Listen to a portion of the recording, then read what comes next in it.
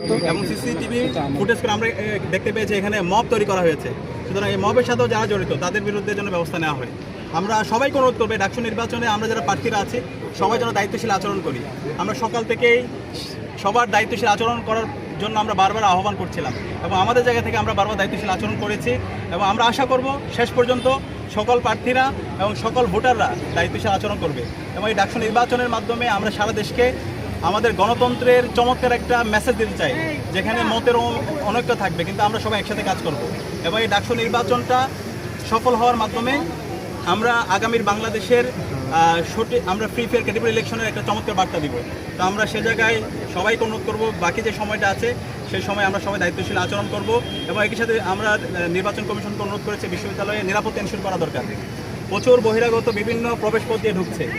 আমরা বারবার বলেছি বহিরাগত যারা আছে তারা যেন ঢুকতে না পারে, সবার আইডি কার্ড যেন চেক করা হয় সেটা আমরা বলেছি এবং একই সাথে আমরা দেখতে পাচ্ছি বিভিন্ন সেন্টারে স্লোগান দেওয়া হচ্ছে, প্রার্থীকে অ্যাটাক করা হচ্ছে, অ্যাটাক করে স্লোগান, তো সেগুলো যেন বন্ধ করা হয় এবং বিশ্ববিদ্যালয়ের প্রশাসন সামগ্রিক নিরাপত্তা যেন এনশিওর করে।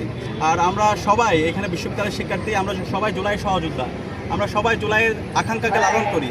শিক্ষার্থীরা যাকে তাদের নেতা হিসেবে বেছে নেবে আমরা তাকে গ্রহণ করব।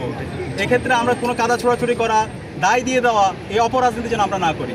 আমরা আশা করব বাকি যে সময় আছে সেই সময় সবাই দায়িত্বশীল আচরণ করবে এবং এখন পর্যন্ত যে ঘটনাগুলো অভিযোগগুলো এসেছে সেই অভিযোগগুলোর যথাযথ বিচার, বিশেষ করে যে স্টাফ এই কাজের সাথে জড়িত ছিল এবং যে ইন্ধন দিয়েছে তাকে যেন দ্রুত অ্যারেস্ট করা হয় এবং তাকে যেন দৃষ্টান্তমূলক বিচার আওতায় নিয়ে আসা হয়, সে দাবি আমাদের বিশ্ববিদ্যালয় প্রশাসনের প্রতি থাকবে।